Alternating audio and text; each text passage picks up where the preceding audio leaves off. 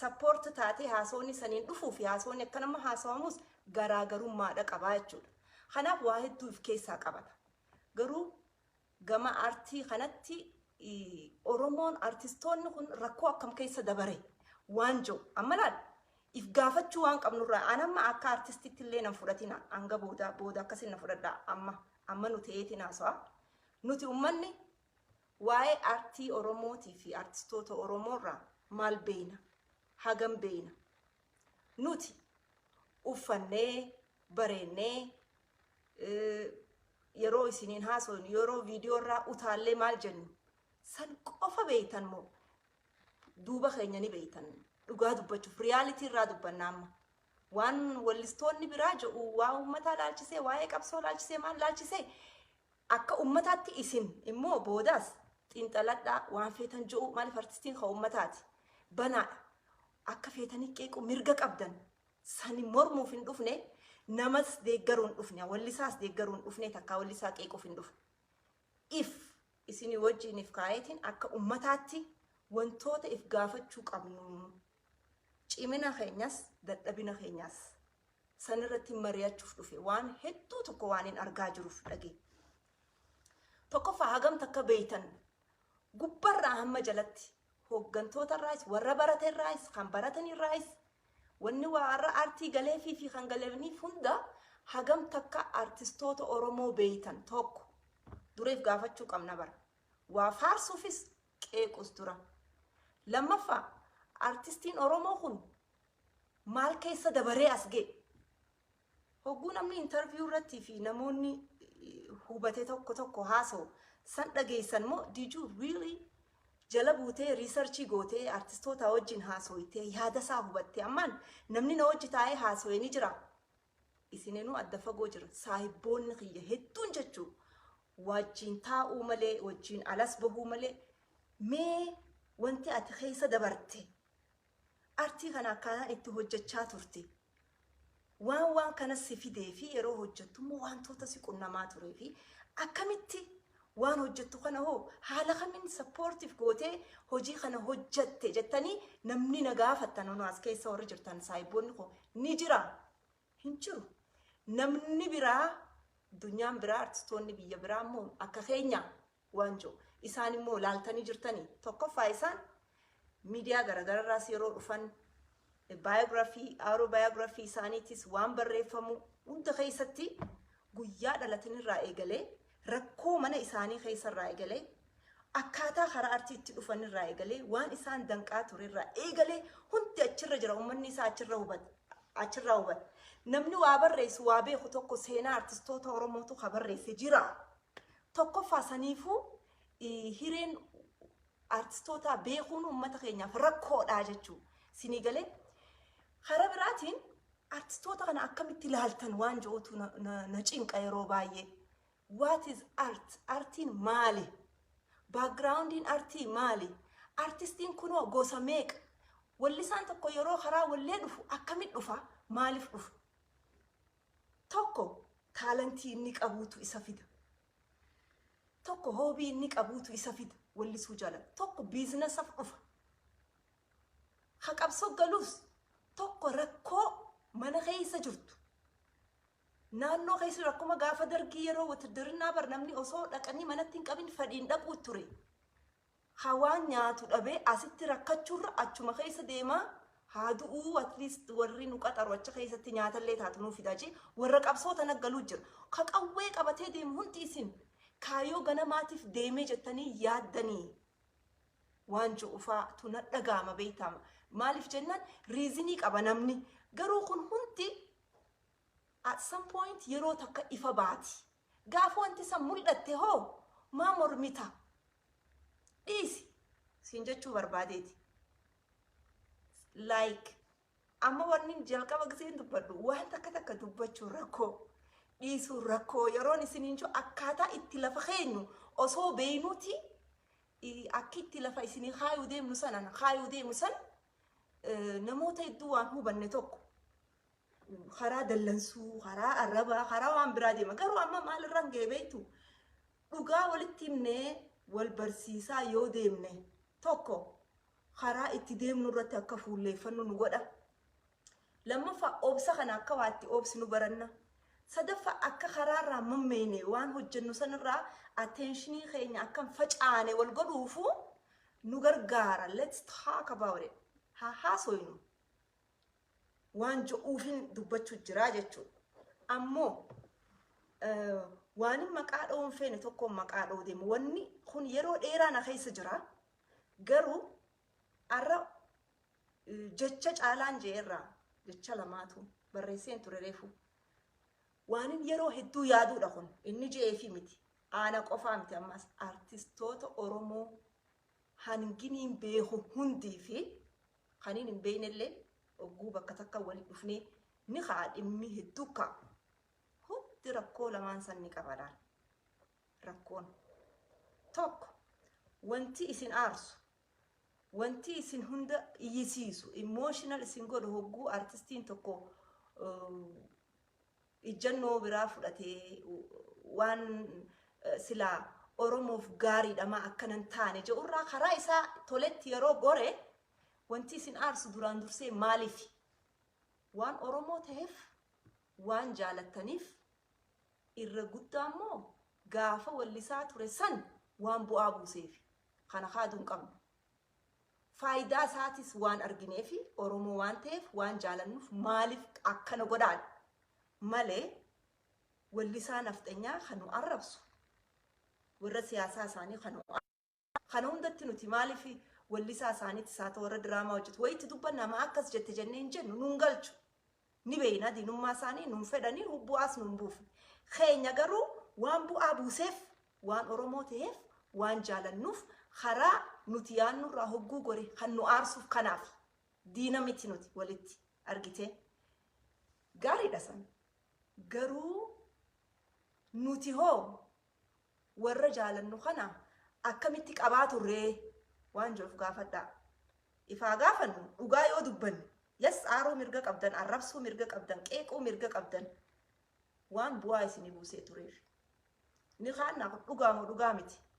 Wallisaan kun amma bu'aan buusne gaafa san gaafa jaalattan hin buusne just reality duraan jechuudha.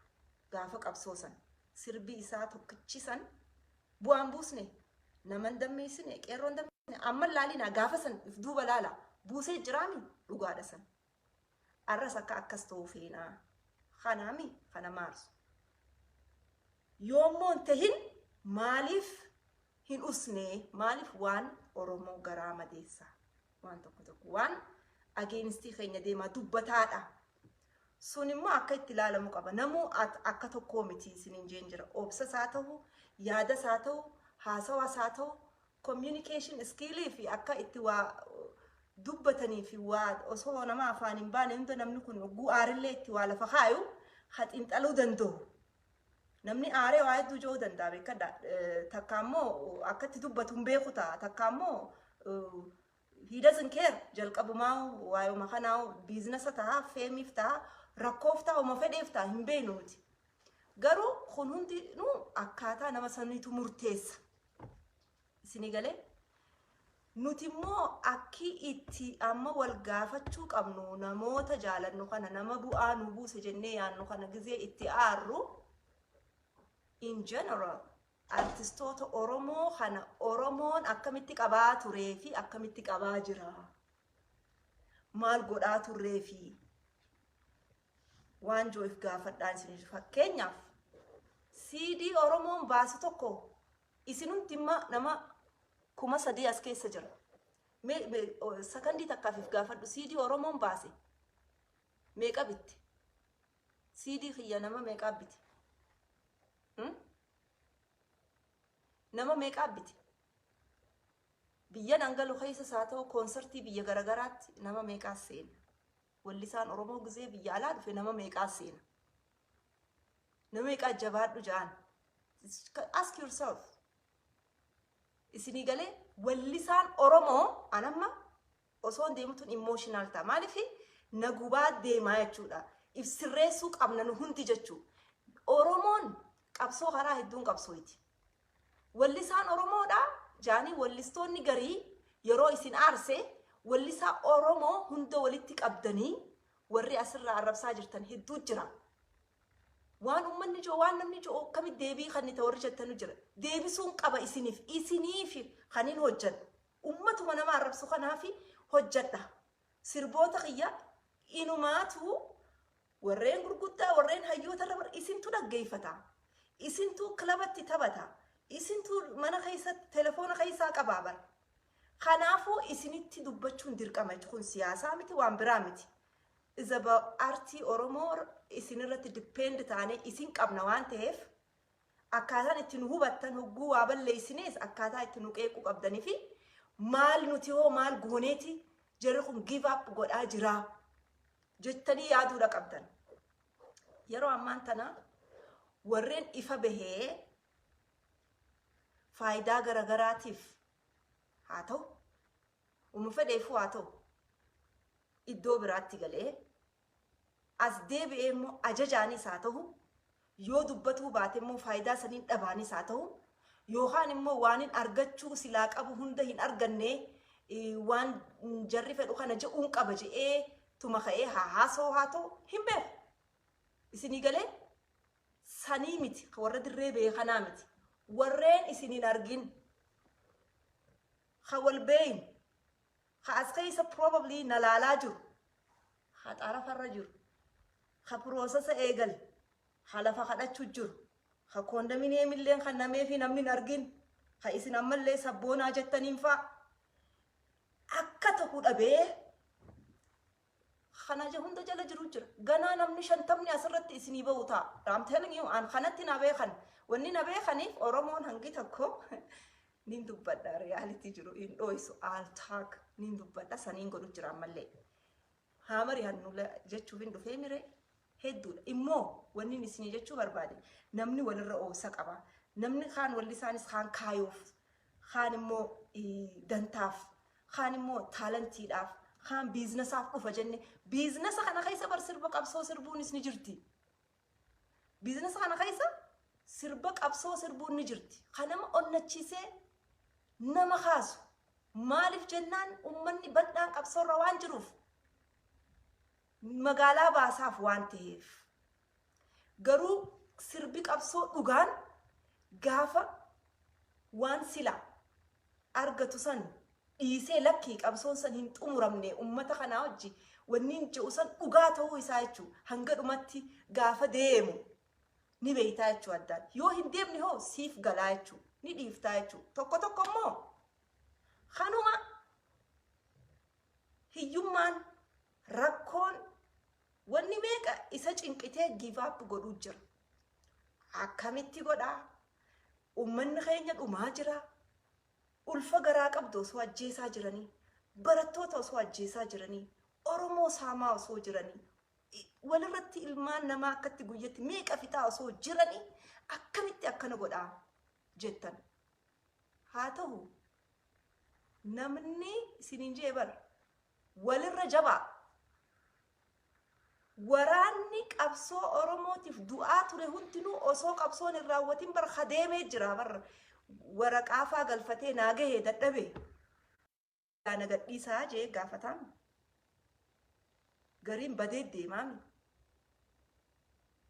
So hundi tokkoo miti gaafa yeroon isaa geessee deeme Oromoon hedduudha wallisaan Oromoo hedduudha asirratti baatanii wal arrabsu wallisaa 2 fi 3 hunda walitti qabdanii arrabsu walleen Oromoo maal fidde wallisaan maal godhe maarree maal godhe bilbilina walleen Oromoodha bu'aa guddaa fiddee jirti feetu fudhadhu feetu dhiisi aktivistii duras dhaaba kamuu duras artistii ture gaafa afran qalloo artii eegale qabsoon achi eegalte san dhaabni Oromoo hin hundooyne ture achi keessatti waa hedduu hojjechaa turan isaan keessaa nama hedduu wareegamaa ture mootummaan nafxanyaa jechuun han wareegaa ture waa'ee Oromooti Oromummaa maal gootanii wanbadee maal jechaa ka dura ajjeesaa ture artistoota Oromooti gaaf qabsoon gaaf fincilli biyya keessaa qeerroon eegaltee seegalee otoo artistoonni Oromoodhaa sirboota san hundaan cinaa hin dhaabbatin hamilee hin godhatu namni dhugaan jirtu kan sababni arra artistoota Oromoo jalatti illee hidhatanii maallaqa meeqaan bitaa jiraniif bu'aa sanii waan beekaniif dhugaa miti kana amanuu qabdan jechuudha. Dubbiin artiidha salphaa miti. Wallisaan yeroo muuziqaa takka hojjetu rakkoon inni keessa deemu dhage. Istiidiyootti sirba tokko hojjechuuf meeqa akka baastu? Kilippii isaa hojjechuuf meeqa akka baastu? Uffata isaa meeqa akka baastu? Nama sirba sii kanurraa yadaloo sii kanurraa meeqa akka baastu? Beeytuu kana garuu kaameraadhaaf meeqa akka baastan beeytanii sirba tokko xumuramee sirba daqiiqaa 5 kan isin bilaashitti asirraa laaltan kan hojjechuudhaaf artistoonni kun waan nyaatan hin qaban yeroo san hojjetan. Amata tokko faarraa fixa tokkichaa fixee baasuuf jechuudha. Ni jaalattanii qabsoo waan ta'eef jecha qabsoo hidhannootiin adda laalamuu qabu wallisaan Oromoo hojii isaa irratti maaliif baasii kana hunda qaba. Qabsoon hidhannoo beela qabdi. Akkasumatti meeshaa barbaaddi. Meeshaa waraanaa barbaaddi. Uffata barbaaddi. Ilaa wareegama lubbuutti barbaaddi. Artistii keessaas kun afuranuu ni jira.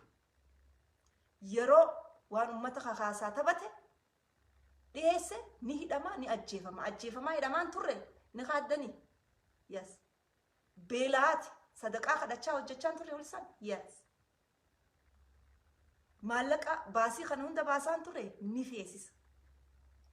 Duuba wanniin jechuu jiru yoo inni kana hojjetu ni jirra yoo jettanii hojii isaa irraa bittanii promootaroonni Oromoodhaa hedduu beeyna kan arra Ameerikaa, Awurooppaa, Kanadaa taa'ee wallisaa Habashaa promoot godhee baasaa jiru meeqan isaanii akka Oromoo ta'an ni beeytanii? Oromoota warri nuti beeynu ka Torontoo jirus ka DC jiranis kan Jarman jirus eenyufaa fidaa turan. Jarri san wanta san hunda waan argatan gariin achitti hafee akka warra biyya alaa citizen biyya alaatti act godhaa uffataa waa'ee siyaasaatis waa'ee maaliitis yoo itti haasawwan dantaa isaatiin jiruu isaa jiraata. Yoo rakkoo akka wallisaan Oromoo keessa jiruu jiraate isaanis uummata isaanii ni gadanii bara. Garuu isaan hin ganne uummata isaanii waan barbaachisu uummata isaaniirraa waan argatanii. Keenya immoo artiin Oromoo artii kamurraa'u adda beekadha. Artistoota faranjiirraayis jara kanarraayis adda. Rakkoodha ka wallisuu jiru qabsoodha ka dhiyeessaa jiru wallisaan Oromoodha. Huccuu uffatee utaallaan daansii isiniif fakkaata malee dhaggeeffadhaa dura waan godhu. Ni beeytan warri saniin hamilee argattanii boochan haatanii lafaan wal jaartanii haatan sirba Oromootiin jechuudha. Ni beeytan. Soo namni kun kanaas hojjete yoo bu'aan arganne konsertiis qopheeffatee yoo namni ittiin dhaye namni ala isa baasee hojjechiisu yoo hin jiraanne yoo hojii takka hojjete promoot yoo hin gooneef yoo yuutuub irra kaayee jalaa hattanii keessan irra yoo kaayyattan kuma na godhaa turtan jechuudha. Yoommoo xiqqashoo qurrama isaa isinitti baafate yoo arrabaan itti deemtan who are you? Natti himi eenyu ati ni qaxartee akkumaati qabsoo Oromootiif qabsooytutti barinninis fedhiidhaan qabsaa ni bittee wallisaa Oromoo ni bittee ati yoo hin gargaarranne yoo hamilee ittiin goone siniimeetiin jira waan lamaan innitu waan biraa dhiisi waan biraa xinxaladhaa isin deebii feetan deebisaaf I don't care. Wanti lamaan tokko maali? Wallisaan Oromoo takka galateeffameen beeku jedhe. He's right. Galata gizeettan galatoomii maal jechuudha miti beekadha. As keessa waan hedduu jira. Jajjabeessuun galata if danda'e. Jabaadhu jechuun galata if danda'e. Waarraa bitachuun galata if danda'e. Yoo balleesse gorsuun galata if danda'e. Yoo rakkate gargaaruun galata if danda'e. Yoo balleesses obsuuniif hin galata if danda'e. Isin takka jennaan arraba qofa bu'aan nuti arganne. Arraba qofa. yoo klippii hojjenne sirba hojjennu waan akkanaa hojjette waan fokkotaa hojjette maarree hojjette naa kafalti ati Beyonce haa taatu abbaa fedhe eekon kun hundi haa ta'u biliyeenaan gurguratanii bara hogguu kana faranchiin waan nuti feenuun hojjenne productionii kana akka nuti feenutti produce hin goone nuti generation kun biti akkana feena we need this kind of quality kana feena jaanii gizee qeeqan they have a right maalif jenna invest irra godha maallaqa isaaniit atiyoo mirga maalii qabda na qeequuf na arrabsuuf hojii koo bocolee yoon sitti fide ni laaltee ofeetanii dhiifta malee did you even buy one of my album in your entire life khan wantin ani hanga arraa hojjadhe amata 2004 irraa eegalee ama 16 takkaa waan gurguranne takkaa maallaqa isin irraan arganne hobbii muuziqaan jaaladhuuf ummata kiyya waanin jaaladhuuf xiiqiin itti seenee jechuudha sirba Oromoo modernize godhuudha irratti aadaa irrattis aadaan isaanii akkana isaan akkana Oromoo maar kana irratti halkanii fi guyyaa bakka lama hojii lama hojjedhaa sa'a 4 rafaa barachaa galgala hojjechaa ilmaan guddisaa hanga arraa even hanga ammaa hojjechuutti kan hin jiru obsi namaa garagaraa abboon isin hin joos tokko kana beekadhaa ama 16 gaafa nan dhufe wallistuu dubartii miti ta dhiiraatu hundi hin jiru ana Kadir martu warri wal jala dhufe warri kun hundi jiru amata 4 moo 5 kana keessa dhufanii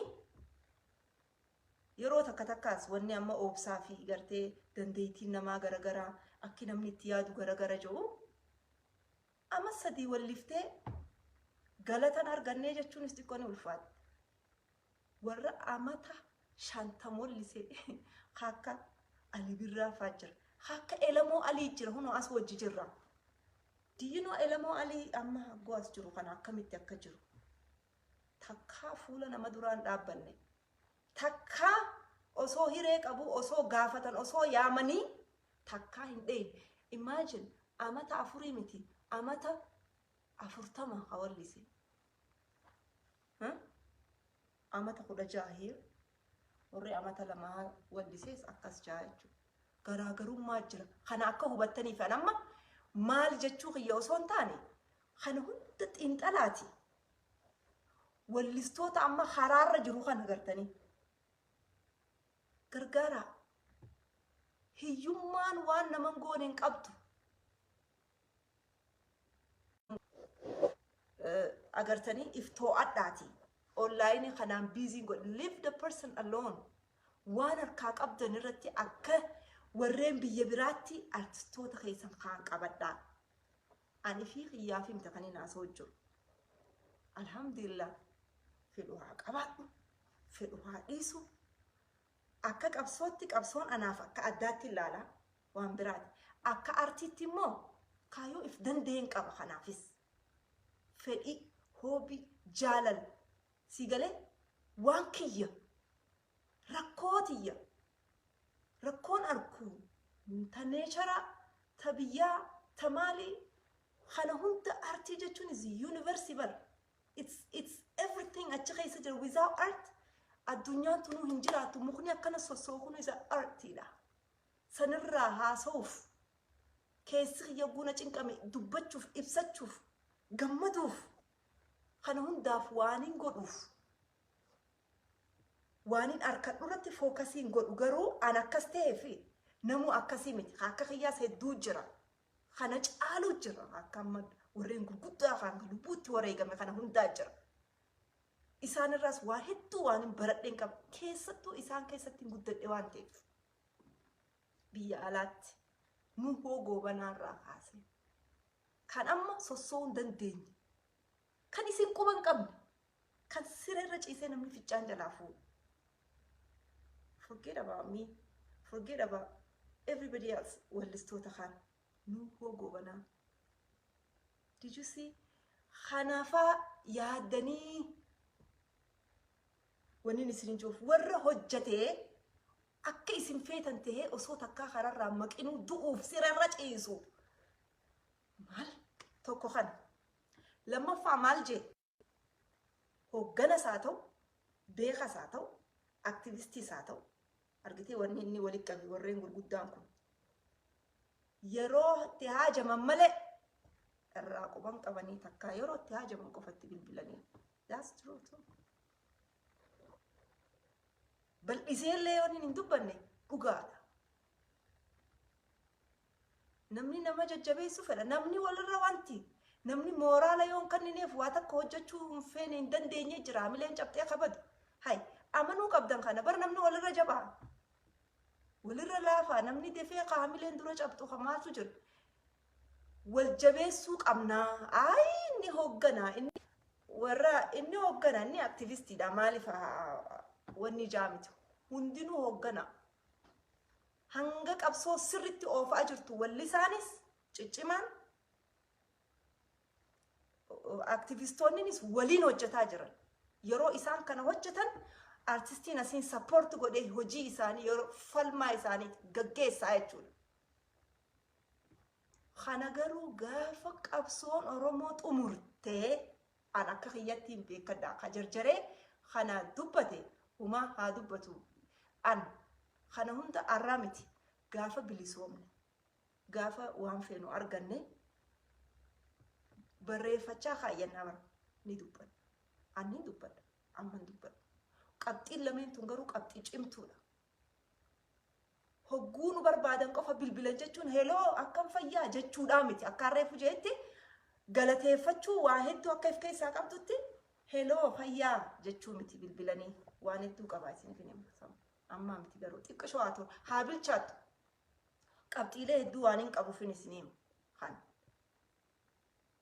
walumaa galatti nuti warri hojjetu jiru warri asii rakkachuu jiru hedduudha haa hojjechuu jirus haa rakkoo keessa jirus rakkuma san keessa akka hojjechuu jirus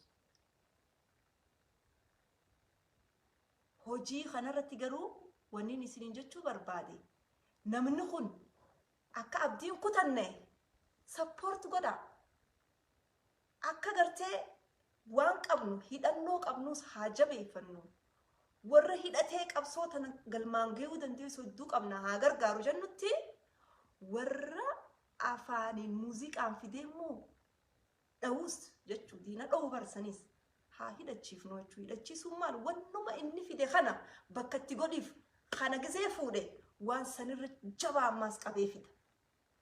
Yoo kanan qabaanne womoo hojjetu sanuu dhabeeti karaa namni itti yaame hunda oofa. Liistii torbaan kana wallistoota tokkoo lamaan tokkootu walitti haasa'ee iddoo biraatti jaraan haasa'ee wallistoota liistii walitti qabaa fidaa jaaniin. Wallistoota kam naayit kilabiirra warra hojjechaa turan. Amma sababa koronaatiin waan walleen achirraa galgala hojjettan dhaabbattee fi hojii waan hin jirreef mootummaan bajata isinii baasuu fedha. Fidaa ja'anii wallistoota kana liistii isaanii qabii fidii je'eeti namni tokko na biratti nama tokko bilbila. Isinii galee namni kun waswaasee jechuudha. Nin seenamoo eenyufaan fida na hayyamanii ni fudhannaa ni dhiifnaa. Poointii kiyya gartanii waan inni irraa isinii himu jiru rakkoorraa kan ka'e numa laala dhiisiin jeen waan hedduu waan jenne an amma asirratti naasawu walumaa galatti karaa kanaan dhufee wallistoonni isin amantan faan waan kana faa waswaasuu fi hojjechuutti jiran.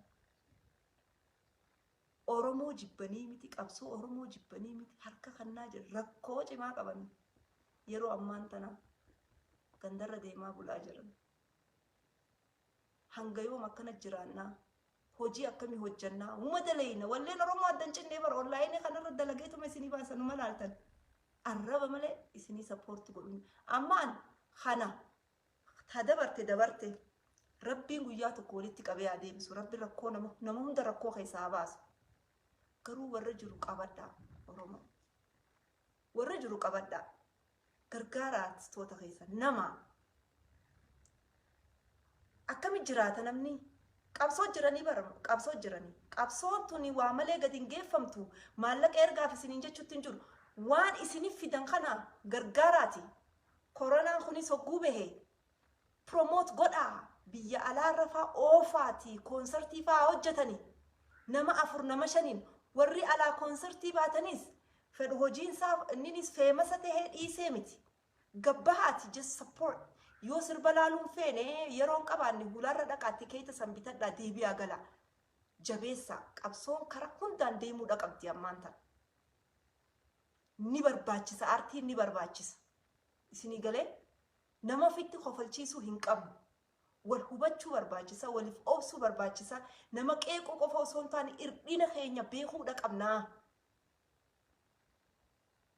ani oromoo fi dhimma oromoo du'aa jirtu rakkoo oromoo irratti xiyyeeffadhee waanin hojjedhuuf yoon hiree harkadhe dhaaba siyaasaa waa oromoof godhu tokko kaampeenii isaa qabaatu sagantaa wayitii isaa qabaatu hiree nama duratti bahuu qabaannaan dhaqeen achi keessa dhaamsa dabarfadha isinii galee waan oromoo hojjetaa arginaan dhaqeen godha gama kiyyaan kophaa waan hojjetu bakka waa'een oromoo jirtu hunda involve godhee hojjedha kana waan ta'eef ani hoggana miti maalii miti waa takka miti kanaafin dubbadha warreen immoo specifically bakka takka irra taa'ee waa hogganus maalis haa ta'u akka ammaan dubbadhu kanatti hin dubbatu waan rakkoo hedduudhaaf jechuudha an ummata waan hin ta'eef hojiin kiyyaas waan ummataa waan ta'eef wanni artistootaa kun immoo waan hedduu na dhagaamu waan amata 16 keessa kute waan ta'eef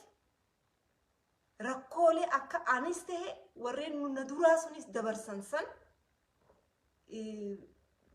ijoollee tanarra waan jiruuf waan dhufaa jiruuf waan isaan keessa jira waan hin arkeef akka gargaartaniin fedhaa jechuudha hojuma isaanii tanaan akka gargaartaniif akka bikka hunda geessitanii promote gootanii hojii isaanii hojjetaniif waan